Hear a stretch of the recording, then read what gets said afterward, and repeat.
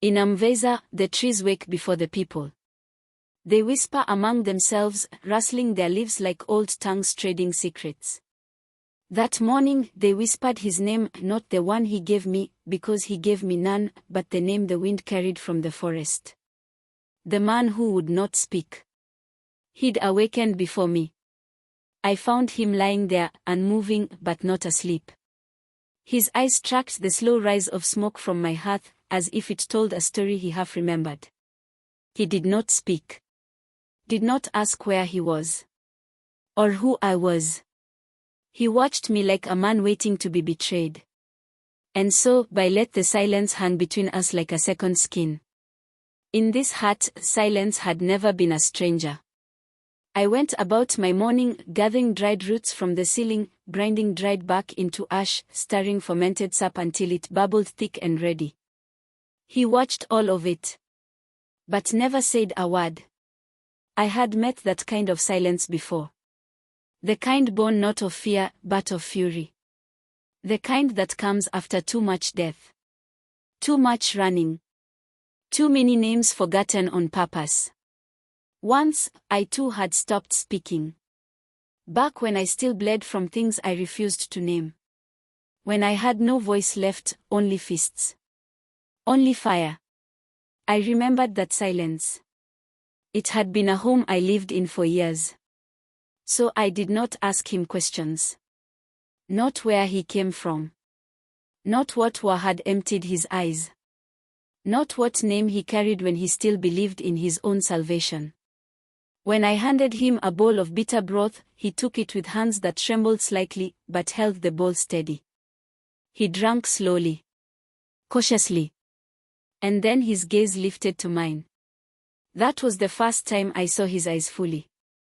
There was no light in them. But there was heat.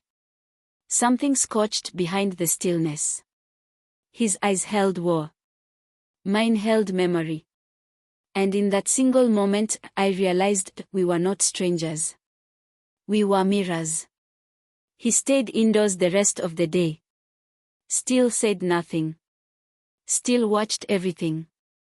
When he moved, it was with a limp that spoke of an injury that hadn't healed clean, like a wound stitched shut over rot.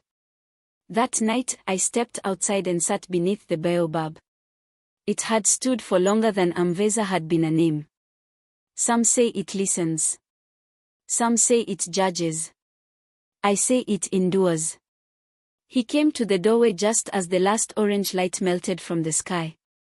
Leaning against the frame, he watched me the way one watches a distant storm, unsure whether it's coming to end you or baptize you. He did not join me. But he did not turn away either. Sometimes that is the beginning. Not the words. Not the gestures. Just the decision to stay near. We sat like that for a long while, a silence between us thick enough to be holy.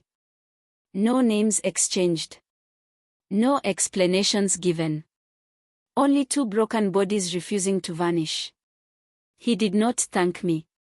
I did not expect him to. Saving him had not been an act of grace. It had been instinct or maybe defiance. I did not need his story. I already knew it. Not the details, no. But the weight. People like us, we don't survive to be gentle. We survive because we've learned that gentleness is a privilege, and love. Love is something dangerous people don't get to want.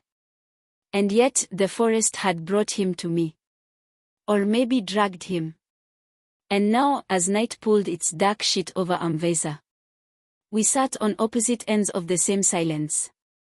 Two ghosts trying to remember what it felt like to be seen. To be held. To be human.